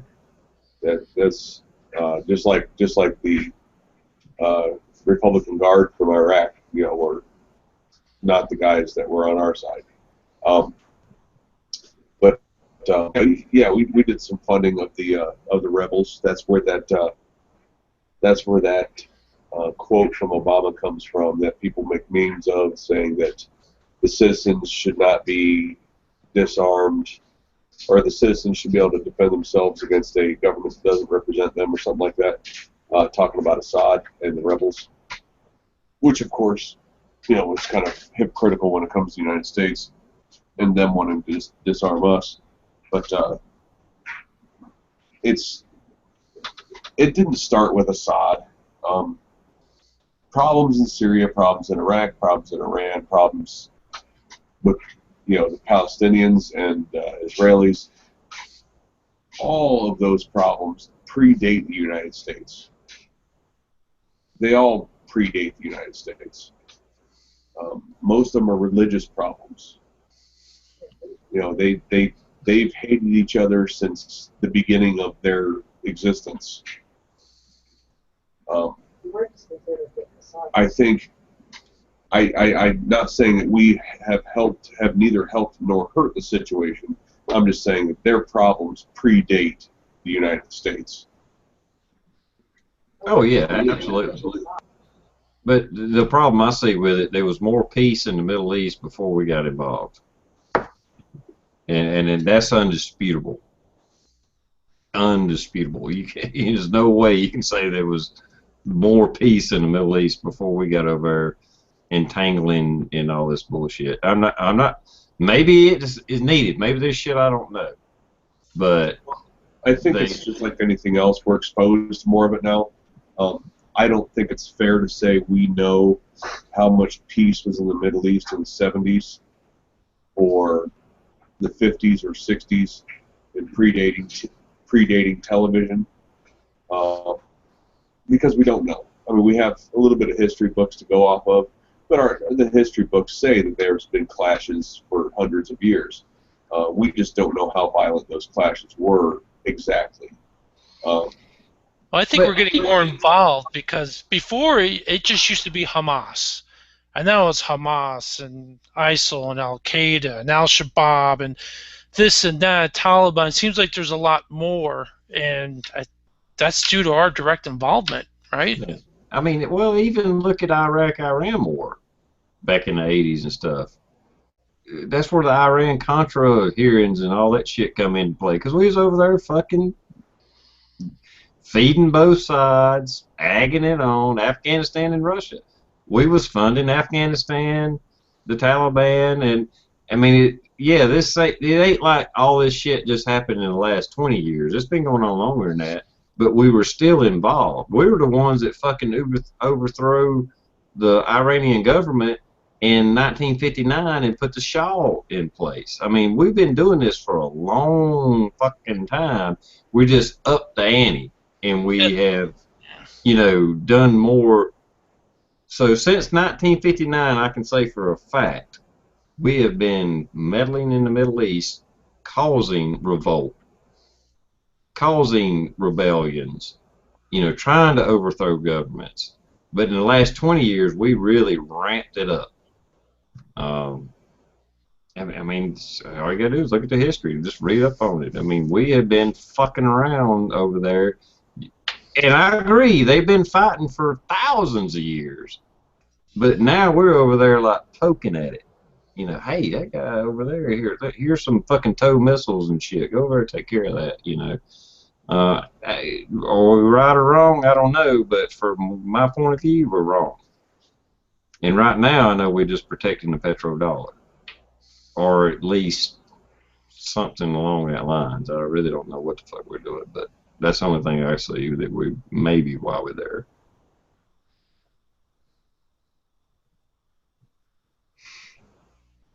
Yeah, that's a tough one. Yeah. And now we're knocking on the door at fucking World War III with fucking China and Russia, and not backing down. I remember when the wall came down. As soon as Russia stepped foot on Syria, we should have got the fuck out of there. Yeah. But we didn't, and we haven't. So I'm glad we had at least somewhat of a resemblance of peace when the Berlin Wall came down. But the Scorpions went over there and played, and I don't know. It was nice to have that small reprieve for a little while. Frank I says our government has never asked us for our vote on going to war. Unfortunately, they don't have to, and I don't want them to be honest with you. If we actually have to go to war, and I'm saying have to, I'm not saying what we're doing now in the Middle East or any of that, but if we actually have to go to war because our country is in jeopardy, I don't want them to take the time to put up voting booths and tell us about it. And I mean, that's why we vote in representatives. Well, no matter what you think about the voting system, if you at all think the system works at all, or understand how the system is supposed to work, like I said, supposed to work, you vote in representatives to make those hard decisions. I don't want them to take time out of their day to go, okay, what do you guys think about us going to war? Because by then it may be too late. yeah, I mean, if we're under direct threat of attack or are being attacked or something like that, yeah, I have no problem with it. It's just, flat out, bam, go to war. I get that. Yeah, I don't have a problem with that. But Syria, Iran, Iraq, Libya, none of them has been a threat to us as far as attacking us. The repercussions of attacking us is pretty well documented, that just like all this cyber attack bullshit. Oh, Russia's was cyber attacking the stock market. China was hacking into this, and North Korea was hacking into trying to shut down our grid. I don't believe that bullshit, because the repercussions do not justify the end means. There's nothing good that can come out of that for them. And so I'm not saying that they hadn't tested our security. That's possible. Well, I'm sure they have. Yeah, I'm sure they have. Yeah, exactly. They've been doing that since World War II. They've been doing that since what's it called? When you tap the original communications, when they would tap the electronic signal, Morse code and all that. They've been trying to hack that ever since it came out. So, I mean, they've been trying to. Each side has been trying to infiltrate technology and intelligence of either side as long as they've been able to. I mean, kings used to send spies into other camps. But real quick,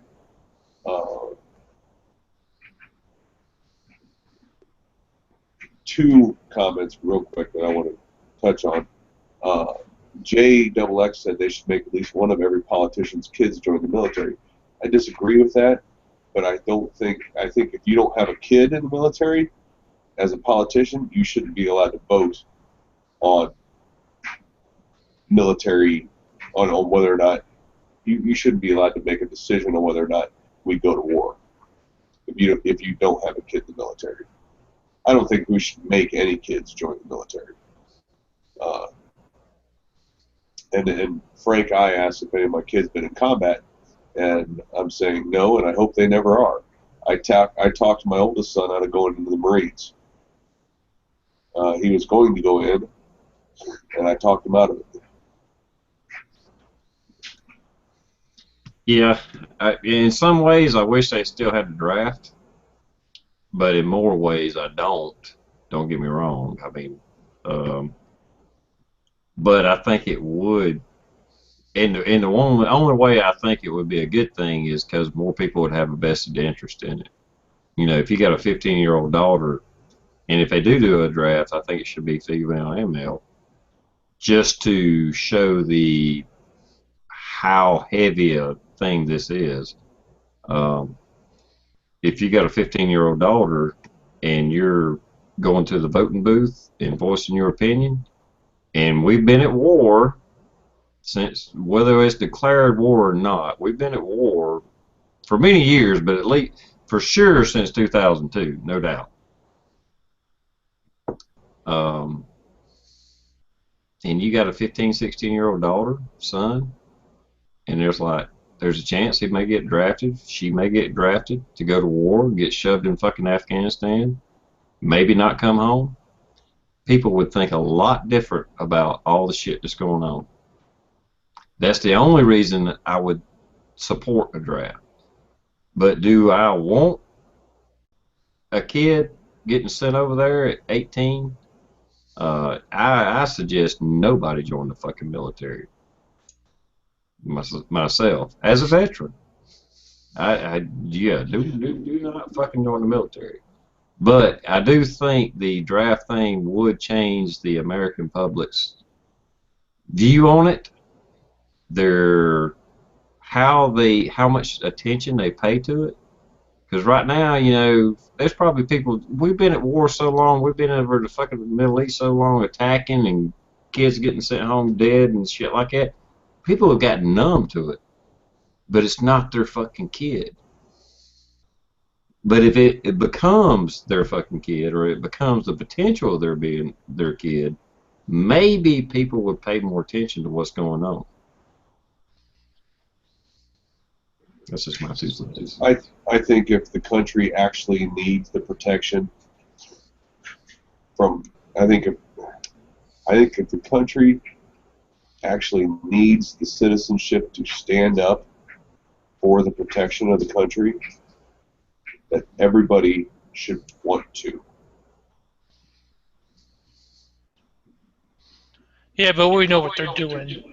They're trying to get everybody on programs so that they won't fight against the government, or else they'll get their checks taken away, and they're trying to make us dependent on them. So when that time does come, people won't want to do that. Oh yeah, don't get me wrong. Now, if we were attacked, or a really serious, threat, hell, I'd show up myself. I would defend this country still today. I have no problem defending the country. I just have a problem with our country preemptively going into sovereign nations and attacking them when they are not a threat to us. That's what I have a problem with. They're not a threat to us militarily. Like Libya. What the fuck was that? And you can read into that and come up with your own conclusions on it, but I'm pretty sure Libya wasn't going to fucking take over America. Come on. They might have threatened our economy somewhat, or this and that and the other, and maybe that is enough, but, if people want to die over money and send their kids to die over money and cheap oil and shit like that, well, if they're willing to do it, go ahead. But they wasn't a military threat to the United States. They wasn't a threat to, a Libyan taking over my fucking town here. There's a big difference between defending the country and defending our fucking economy. If you want to say it's the economy, say it's the fucking economy. And if people are willing to go for it, so be it. Truth Free says we need defense now. DT are fucking with others and porous borders and imports of terrorists.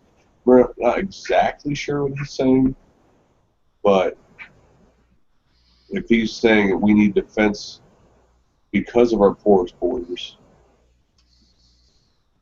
I would 110% agree. I mean, much of our border fence is nothing more than a wooden cattle guard. A wooden fence you would see around an old farm property. Some of it has nothing. Some of it is just flat desert land. Oh yeah, well, that's another oxymoron, that we're fighting terrorism and we've got a fucking open border. So, I don't even know how to fucking go with that. I mean, really, we got an open border. Anybody can walk into this country. You picked the right spot, like you say, Matt. There's some places that there's not. We don't have a fence across our whole fucking border, and then we do have people come in where we just open our arms up. Oh yeah, come on in. But yet we're fighting terrorism and worried about this and infiltration, and but it's a fucking oxymoron. I don't. That's a big word for a redneck, so that's why I throw it out there a lot. Well, I'll have some pictures of the border for anybody that wants proof. I'll have some pictures next week. Or after next week, I should say.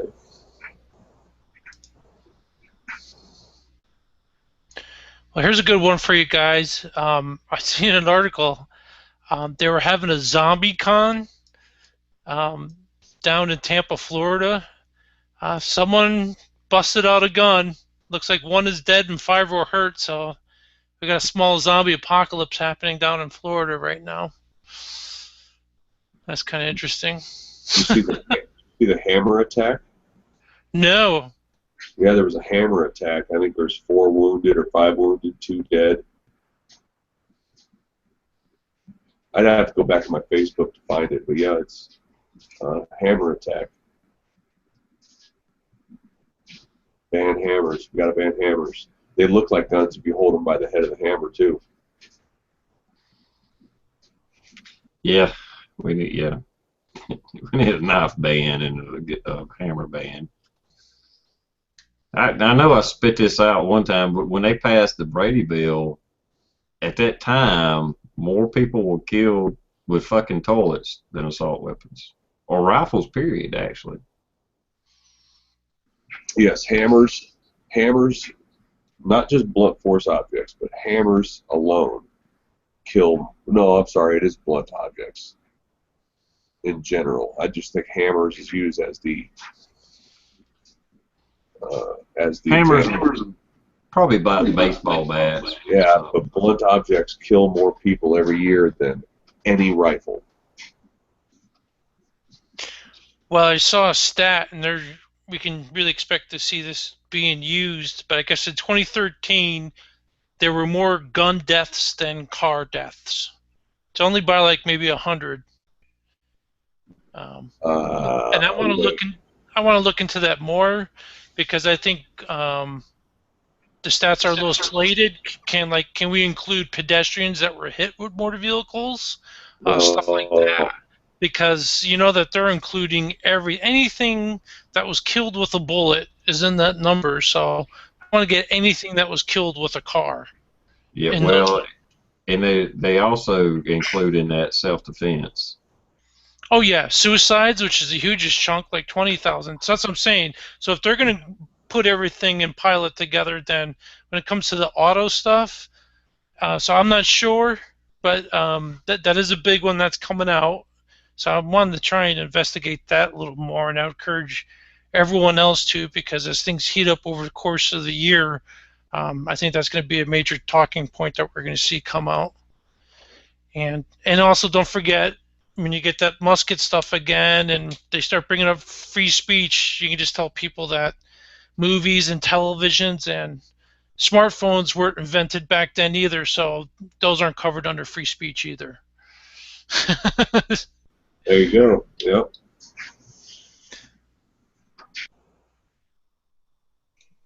Yeah, they try to spin that Fourth Amendment thing, Fifth Amendment, big time.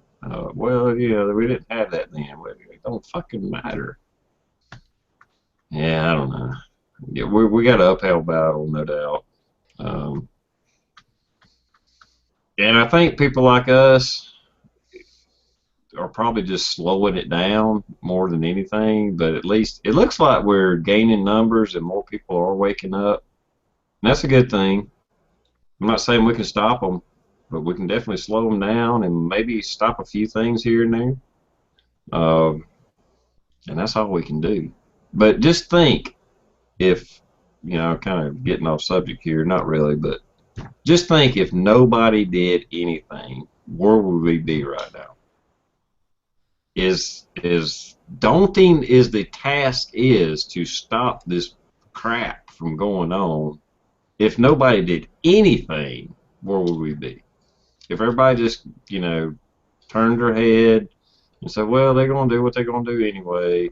And, yeah, and I know what you're saying about voting, Matt, but, you know, I do it anyway.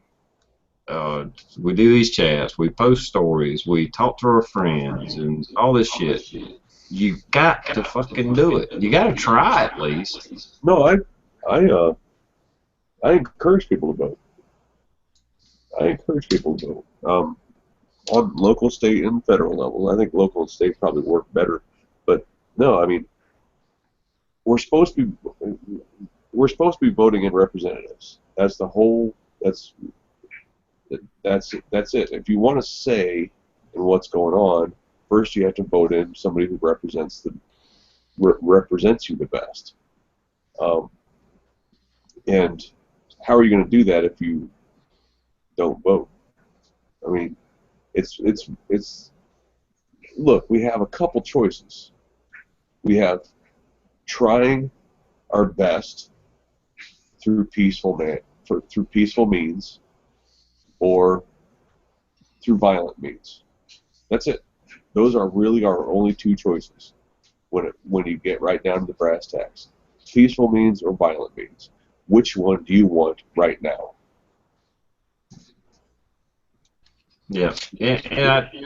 Nobody really said anything to make me kind of get up on that little rant there, but I just kind of want to say that because all the stuff we're talking about, that sometimes I get that kind of response from people, not necessarily through YouTube, but I mean even in not real life, but you know, friends and stuff I talk to, and it's like, yeah, we're fucked and this and that. And I was like, well, yeah, we are. That's why it's more important that we do talk about this, that we do expose what we can and what we think's going on. And I don't know where this came from, but it just kind of hit me. We was talking about these things, and that's why I enjoy these chats. You're right, TR. You have to say something, and everyone always talks about, you know, doing research and finding stuff out for yourselves. I'm sure I'm preaching to the choir here, but looked into the Southern Poverty Law Center, and I'm already on these chats, and I have flags behind me, so I'm sure I'm on some list somewhere. So I'm going to use this opportunity. But I think that they are a hate organization in themselves, because if you go on their website, you will see that, with the exception of Shabazz and Farrakhan, those are the only two African Americans on that site. 330 million people, granted 15% are African American. We're still talking about millions of people, and yet there's only two African American extremists. You also will see no one, and I mean by no one, I mean zero, from La Raza. And La Raza is not a multicultural group. It's all white people. And so I think they're a hate organization against whites. They are. It's just incredible. They are an extremist organization. They're a hate organization. So is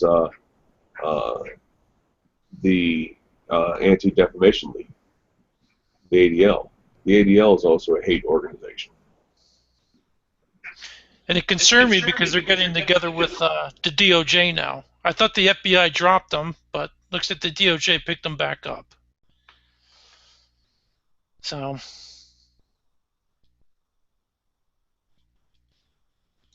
Yeah, absolutely. Yeah. The people they've called out and stuff, and what they call out.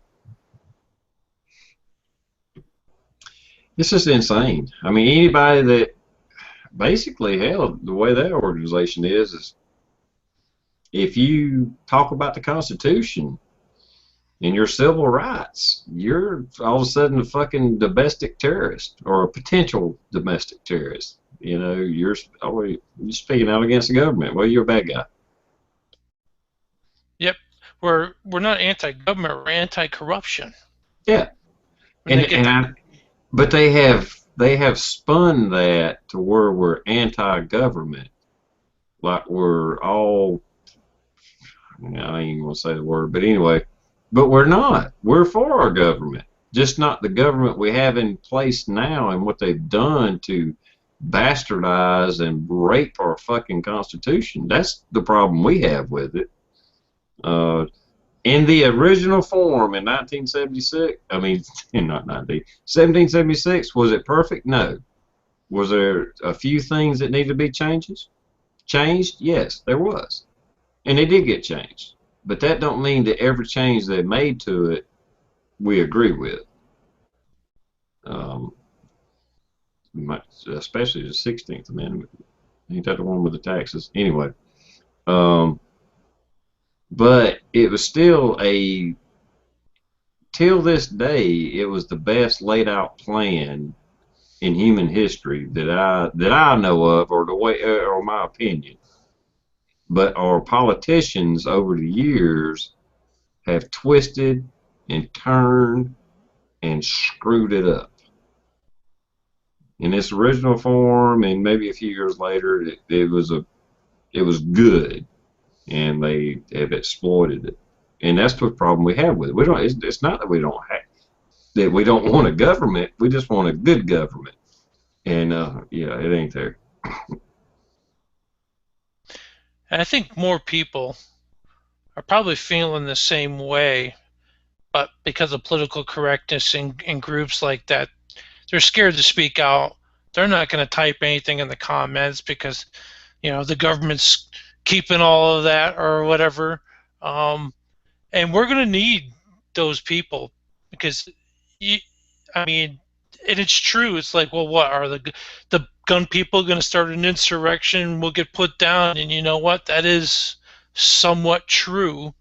We're going to need the majority, and look at the approval ratings of Congress. We got the people on our side, but it seems like they're scared to act out or to say anything. Yeah, it's a different time. I don't know what's going to happen. None of us do. But yeah, there's history repeats itself. No empire lasts forever. Every empire falls, and every empire falls within. They kill themselves, and we ain't going to be no different. I don't know when that's going to happen. Hell, we may go another 100 years. I don't think so, but yeah, Galen's saying how gun control people, they scream for it's our children, but then they have abortion. That's absolutely right, Galen. But there's always two sides of the coin, and the other is we're all for the right to life, and conservatives, they want right to life, but then we're also for the death penalty. So hypocrisy goes both ways sometimes. Mm-hmm. Yeah. Yeah, that's that I ain't even going to expand on that. That's a whole other subject there, but that's a whole other chat. That's another 2 hours. Yeah, no shit. Because there's plenty of hypocrisy on both sides, conservative and liberal. Plenty of it. Plenty of it.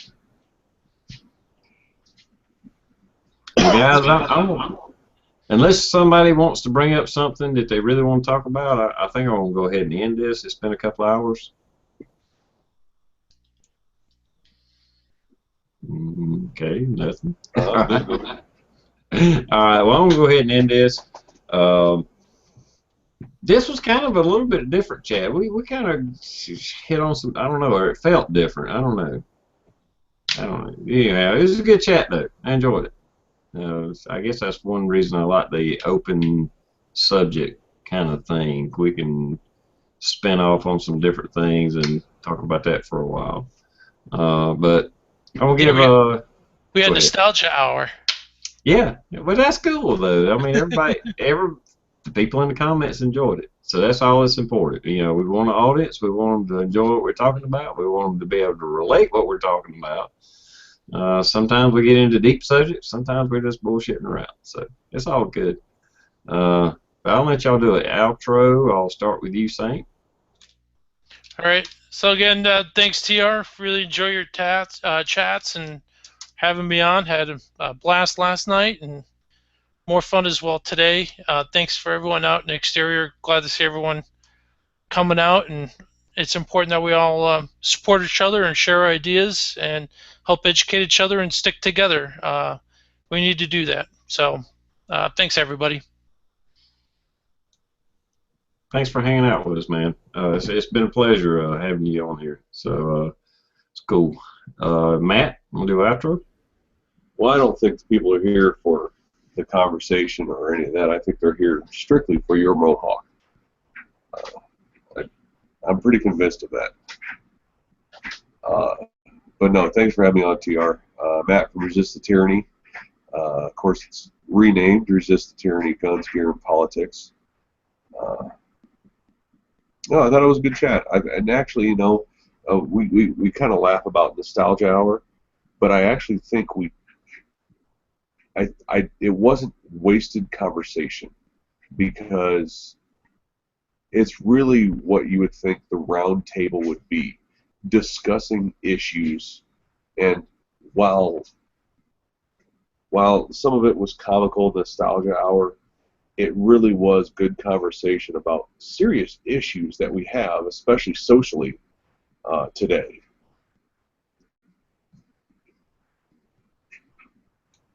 No, I agree. Yeah.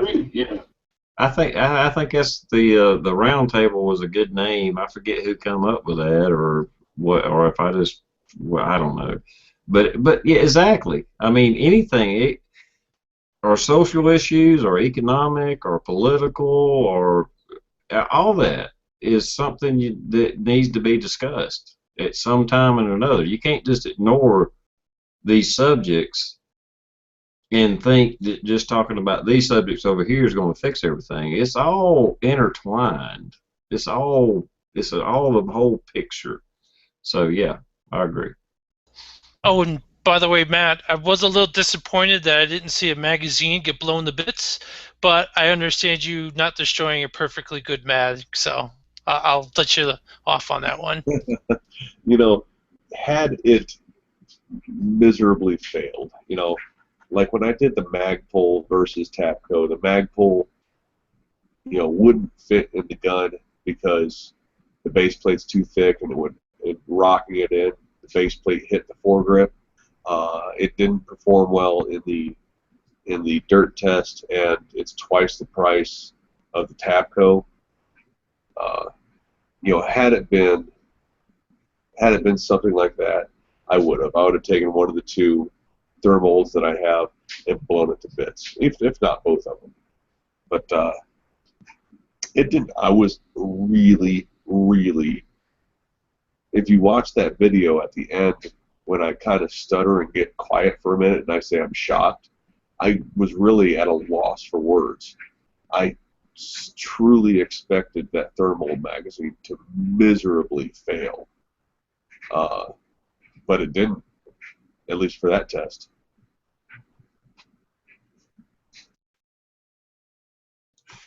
Yeah, I hadn't seen it yet. I have to go check it out. But I kind of know what's going to happen. But hey, that's why you do tests, and that's why you test equipment. Oh, now it's a spoiler alert. I didn't realize TR hadn't watched the video yet. It don't matter. Either way, I'd watch it anyway. So I try to catch all your videos. It's hard to watch everybody's videos on everything they do, especially when you subscribe to a lot of people, but there are people that I do try to watch all their videos, and even all the people I'm sub to, I have to admit, sometimes I pick and choose what videos I watch, but I mean, fuck, I'm subscribed to like 1,000 people, so you just gotta do what you gotta do, what you can do. But anyway, so thanks everybody for coming out. Thanks Saint, Matt. Blue tried to jump in, but he was having connection problems, and with Google and YouTube right now, that's not abnormal. So, and Shammer's probably still sleeping off his hangover, and from last night. But thanks everybody, and we will see you next week, same time. Later.